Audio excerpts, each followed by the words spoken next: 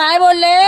मला घाण करता पण येतं आणि बोलता पण येतं. भिकारी समजलं ना, निघायचं आपल्या घरात जाऊन बसायचं. नमस्कार, आपण पाहत आहात पुणे लाईव्ह न्यूज. पाहुयात दिवसभरातील ठळक घडामोडी. खेड तालुक्यातील सायगाव येथे बिबट्याने शेतात काम करणाऱ्या शेतकऱ्यावर हल्ला केल्याची घटना समोर आली आहे. बाळू रामचंद्र पारधी वय 45 राहणार सायगाव खालची ठाकरवाडी यांच्यावर सकाळी 8:30 वाजता शेतात पाणी भरत असताना बिबट्याने हल्ला केला. त्यांच्या उजव्या पायाच्या पोटरीला गंभीर जखमा झाल्या आहेत. त्यांनी आरडाओरड केल्याने बिबट्याने तेथून पळ काढला. त्यांच्यावर चांडोली येथील प्राथमिक ग्रामीण रुग्णालय येथे उपचार करण्यात येत आहेत. पिंपरी चिंचवड पोलीस आयुक्तालयाने पुणे जिल्ह्याच्या हद्दीतून तडीपार केलेला तडीपारी आदेशाचा भंग करून हद्दीत आलेल्या 27 वर्षीय तडीपार गुन्हेगारावर चाकण पोलीस ठाण्यात गुन्हा दाखल करण्यात आला आहे. नवनाथ बाळू धोंगडे वय 27 राहणार पठारवाडी चाकण असे या प्रकरणी गुन्हा दाखल झालेल्या आरोपीचे नाव आहे. सदरची कारवाई चाकण शहरातील खंडोबा मंदिरजवळ खंडोबामाळ चाकण भागात शनिवारी 24 जानेवारी रोजी दुपारी 3 वाजण्याच्या सुमारास करण्यात आली आहे. चाकणमधील माणिक चौक येथे रिक्षात बसून शेलपिंपळगाव या ठिकाणी जात असताना भोसे तालुका खेड या ठिकाणी उतरल्यानंतर एका महिलेच्या पर्समधील 1,30,000 रुपये किमतीचे 50 ग्राम वजनाचे सोन्याचे मंगळसूत्र आणि 10 ग्रॅम वजनाचे सोन्याचे नेकलेस कोणीतरी अज्ञात चोरट्याने लंपास केल्याची बाब समोर आली आहे. सदरची घटना चाकण शिक्रापूर मार्गावर माणिक चौक चाकण ते भोसे या दरम्यान घडली. या प्रकरणी मेघा लिंबाजी कारले वय 39 राहणार चांदूस तालुका खेड या महिलेने उत्तर चाकण पोलीस ठाण्यात तक्रार दिली आहे. त्यावरून अज्ञात चोरट्यावर गुन्हा दाखल करण्यात आला आहे. चाकण आंबेठाण रस्त्यावर दावडमळा येथे ट्रक वळत असताना दुचाकीला धडक दिल्यानं एक जण गंभीर जखमी झाल्याची घटना घडली आहे. या अपघातात 19 वर्षाचा अन्सारी नामक दुचाकीस्वार तरुण गंभीर जखमी झाला आहे. या प्रकरणी ट्रक चालक तुळशीराम किसन सावंत वय 40 राहणार पिराचीवाडी तालुका फलटण जिल्हा सातारा याच्यावर गुन्हा दाखल करण्यात आला आहे. उत्तर चाकण पोलीस या प्रकरणाचा अधिक तपास करत आहेत. चाकण शहराच्या मध्यवर्ती भागात शनी मंदिर ते चक्रेश्वरकडे जाणाऱ्या रस्त्यावर एका टपरीच्या आडोशाला मटका जुगार खेळणाऱ्या दोघांना पोलिसांनी ताब्यात घेतला आहे.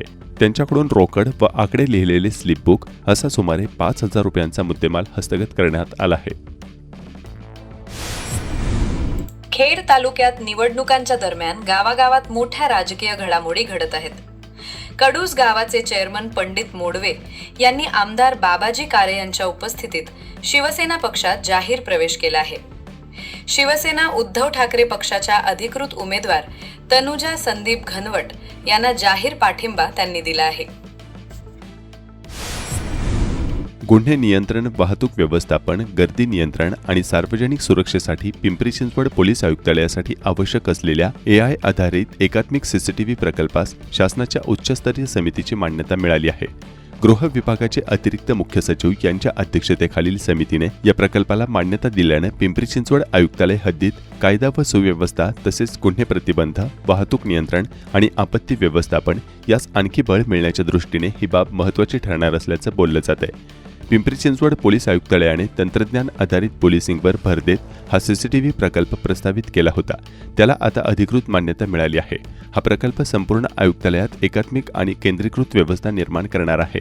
या प्रकल्पात AI आधारित प्रगत व्हिडिओ एनालिटिक्सचा वापर करण्यात येणार असून या प्रगत तंत्रज्ञानाच्या सहाय्याने राबवण्यात येणारा हा प्रकल्प गुन्हे शोध, गुन्हे तपास, वाहतूक नियमांची अंमलबजावणी, गर्दी व्यवस्थापन आणि आपत्कालीन प्रतिसादासाठी उपयुक्त ठरणार आहे. एकात्मिक व केंद्रीकृत CCTV व्यवस्था औद्योगिक, IT व धार्मिक परिसरावर विशेष लक्ष, वाहतूक, गर्दी आणि आपत्कालीन व्यवस्थापन अधिक सक्षम होण्यास मदत होणार आहे.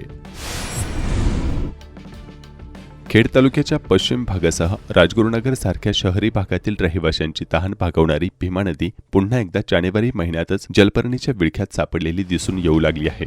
उपद्रवी जलपर्णी म्हणजेच वाढत्या प्रदूषणाची लक्षणे मानली जात आहेत. त्यामुळे लोकांना आता दूषित पाण्याला व त्यापासून होणाऱ्या आजारांना सामोरे जावे लागणार असे दिसते. राजगुरुनगर शहरातील सांडपाणी अहोरात्र भीमा नदीत पडत आहे. प्रचंड वाढलेल्या या जलपर्णीला खालसा करण्याचे राजगुरुनगरच्या लोकनियुक्त नगराध्यक्ष आणि नवनिर्वाचित नगरसेवकांपुढे कडवे आव्हान आहे. या भागातील हजारो रहिवाशांना पाणीपुरवठा करणारी भीमा नदी ही मागील काही वर्षांपासून मोठ्या प्रमाणावर प्रदूषित होऊ लागली आहे. शहरातून निघणारे सांडपाणी, ड्रेनेज लाईन यांची प्रक्रिया न केलेले पाणी सरळ भीमा नदीच्या पात्रात येत असल्याने जलपर्णी वाढत आहे. संपूर्ण खेड तालुक्यात नदी प्रदूषणाचा विषय ऐरणीवर आला आहे. आळंदीमधील इंद्रायणी नदीची देखील भीमेपेक्षा अत्यंत भयंकर स्थिती आहे. PMRDAच्या माध्यमातून इंद्रायणी सुधार योजना राज्य शासनाने हाती घेतली आहे. निविदा प्रक्रिया राबवली जात आहे. 105 किलोमीटरची लांबी असलेल्या इंद्रायणीचा DPR 671 कोटींचा असून यामध्ये 60% वाटा केंद्राचा आणि राज्याकडून 40% निधी उपलब्ध करून दिला जाणार आहे. 39 ठिकाणी STP प्रकल्प आगामी काळात बांधली जाणार आहेत. इंद्रायणी नदीच्या परिसरात 48 गावे, 3 नगर परिषदा या गावांना इंद्रायणी नदी सुधार योजनेचा फायदा होणार आहे. अशाच प्रकारे भीमा नदीसाठी देखील तातडीने नदी सुधार योजना हाती घेण्याची गरज आहे. भीमेतील विद्राव्य ऑक्सिजन कमी होत असून त्याबाबत उपाययोजना करण्याची मागणी होत आहे. शिरोली जाखमाता मंदिरासमोर भीमा नदीमध्ये मोठ्या प्रमाणावर राजगुरुनगर नगर परिषद आणि आजूबाजूच्या गावांचे सांडपाणी विनाप्रक्रिया येत असल्यामुळे जलपर्णी येण्यास सुरुवात झाली आहे. नदीमध्ये जलपर्णी येण्याचा संदर्भ हा पाण्यामध्ये सांडपाणी घटक मोठ्या प्रमाणावर असल्याचा संकेत असतो. खेड तालुक्यातील भामा, भीमा, इंद्रायणी तीनही नद्या जलपर्णीने वेढलेल्या आहेत. यावर वेळीच उपाययोजना होणे आवश्यक आहे. पुणे नाशिक महामार्गावर शिरोली भागात रविवारी दिनांक 25 जानेवारी 2026 रोजी दिवसभर अशी प्रचंड वाहतूक कोंडी निर्माण झाल्याने वाहतूक या 2 किलोमीटरच्या भागात पूर्णपणे ठप्प झाली होती. त्यातच राम भरोसे असलेली येथील वाहतूक पोलिसांच्या अनुपस्थितीमुळे सायंकाळी उशिरापर्यंत जैसे ती होती. चाकण भागात देखील अनेक ठिकाणी अशाच प्रकारे वाहतूक कोंडीचा अनुभव नागरिकांनी घेतला. काही ठिकाणी वाहतूक कोंडीत अडकलेल्या राजकीय पदाधिकाऱ्यांनी देखील वाहतूक सुरळीत करण्यासाठी प्रयत्न केल्याचे प्रकार पाहायला मिळाले. तीर्थक्षेत्र आळंदीमध्ये सहकार चळवळीच्या विश्वासाला तडा देणारा मोठा आर्थिक घोटाळा उघडकीस आलाय. आळंदीतील चावडी चौक परिसरात असलेल्या अमृतानुभव नागरी सहकारी पतसंस्थेत तब्बल 11,13,380 रुपये रकमेचा अपहार झाल्याचे समोर आले असून या प्रकरणाने संपूर्ण सहकार क्षेत्रात खळबळ उडाली आहे. भाविकांच्या आणि स्थानिक नागरिकांची आर्थिक उलाढाल ज्या संस्थांवर अवलंबून आहे त्याच संस्थांमधून असा गैरप्रकार घडल्याने ठेवीदारांमध्ये प्रचंड अस्वस्थता पसरली आहे. संबंधित पतसंस्थेचे तत्कालीन व्यवस्थापक बाळू अर्जुन पवार याने आपल्या पदाचा गैरवापर करत संस्थेतील सोनार पूर्णानंद खोलम आणि ऑडिटर संजय लांडगे यांच्याशी संगनमत केले.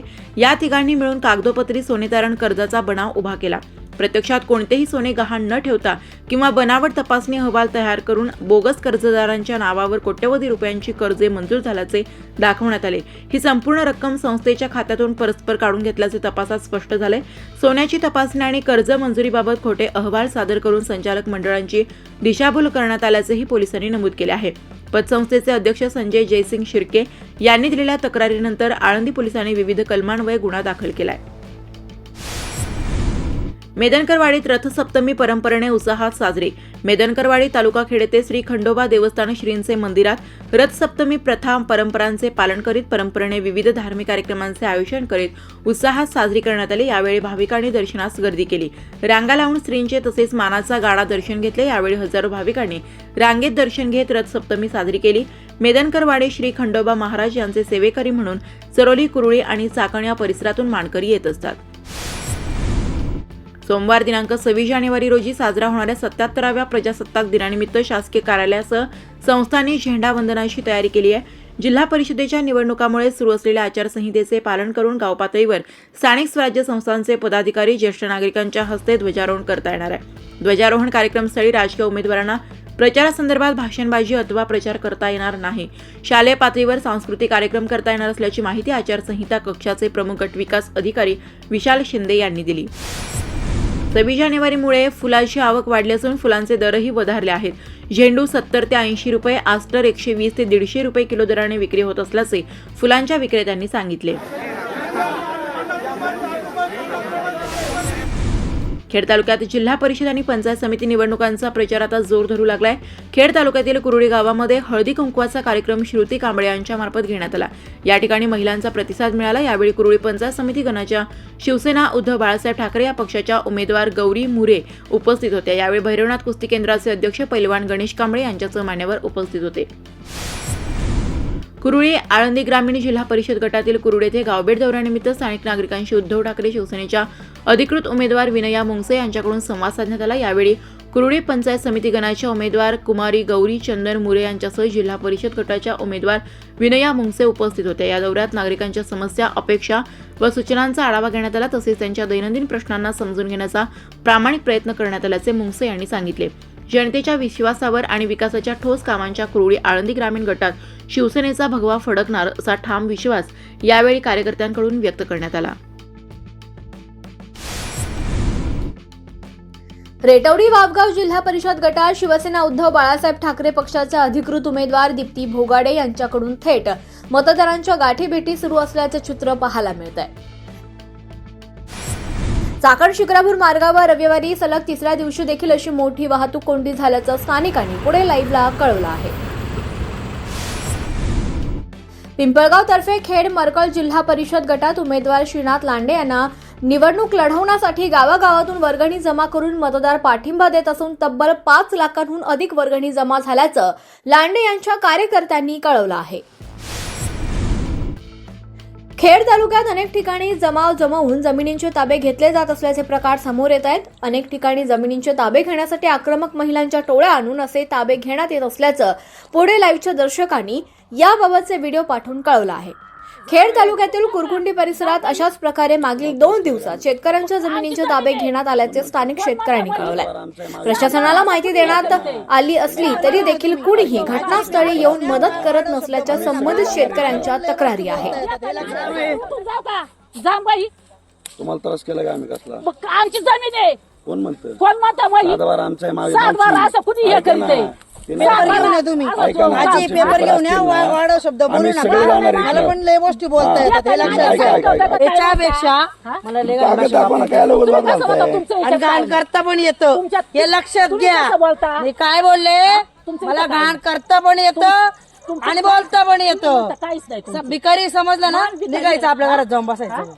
आवाज करायचा नाही. आवाज करायचा नाही. कळालं का? ही तुमची धमकी आहे. हा, धमकी ना, हा, धमकी. मग जा चौकीला काय करायचं ते करतील नाव चौकीचे लोक बी आले ना त्यांनी काय बोलतात नाही बोलू, आमचं काय म्हणणं नाही. आम्ही तुमच्या विरोधात जात नाही, त्यांना बोलू आम्ही काय त्यांच्या विरोधात बोलले बोलतो. तुम्ही काय ऐकताय? मी काय परत म्हणतोय? मग त्यात आलं विचारा तुम्ही कोण आलं का? ही जमीन तुमची वादातली का? आम्ही घेऊ का? आम्ही ते विचारतच नाही. आमच्याकडे पैसा आहे ना, आम्हाला इन्व्हेस्ट करायचा आहे. हा, विनेस करायचा. हा, विनेस करा. मग करा विनेस, बघू मग. आणि आता रात तुम्ही झाली वाद तर घालू एवढी नका, पब्लिक वाद घालू नका. आणली. उद्या सकाळी तुम्ही सकाळी येवा. शेतात उद्या बी तुम्ही चालणार का? आहे, ऐका. उद्या बी चालणार आहे, ऐका. शेतात दिवसभर तुम्ही का? तुमच्याकडे अख्खा दिवस आहे, तुम्ही कोणाला आणायचं तुम्ही आणा, आम्ही त्यांना उत्तर देतो ना. आम्ही नाही म्हणतोय आम्ही का काय आणू? आम्ही कायदेशी बांधू. भांडा ना, मग आम्ही तुम्हाला म्हणतोय भांडा. चर्चा कशाला करते? भांडा ना तुम्ही 100%. ते काय ते बघू तुम्ही आलं का? 100% भांडा तुम्ही. आम्ही तुम्हाला म्हणणार नाही नका भांडू. तुम्हाला कायदेशी भांडायचं नाही तर वाच्यता करू नका. तुम्ही 100% भांडा. स्पष्ट सांगते. तुम्ही ज्याच्याकडून घेता ना त्याच्याकडे जाऊ नाही, नका. त्याच्यावर राहू नका. आम्हाला असं ऐका, नसतं. हे आम्हाला असं जमीन करायचंच दिली. नाही आम्हाला. आम्हाला जमीन दिली. हे आम्ही घेतलेले आहे ते आम्ही आम्हाला हक्काचं जमीन दिली. मिळवणारच. आणि हे लक्षात ऐका घ्या. ते घेऊन आम्ही या. ऐका जगात आहे ना कोण कोणाच्या जमिनीवर बिगर नावाचा जात नाही नाव मावशी. सांगा ना तुमचं. नाही जात तुमचं नाव द्या, बगर द्या. नावाचं कोण जात नाही. त्यांचा 7/12 आहे ते इथे येणारच. तिकडे काय त्याला पार्सल केलं ते तुमच्याकडे नाही ठेवलं घरामध्ये. हबापद ज्ञानोबा बाळा गोरे यांचे 94व्या वर्षी अल्पशः आजारामुळे निधन झालंय. चाकण दिंडी क्रमांक 115 व हनुमान मंदिर चाकण या ट्रस्टच्या संस्थावर ते कार्यरत होते. बुधवार दिनांक 28 जानेवारी 2026 रोजी चक्रेश्वर तीर्थावर त्यांचा दशक्रिय विधी होणार आहे. नमस्कार, आपण पाहत आहात पुणे लाईव्ह न्यूज.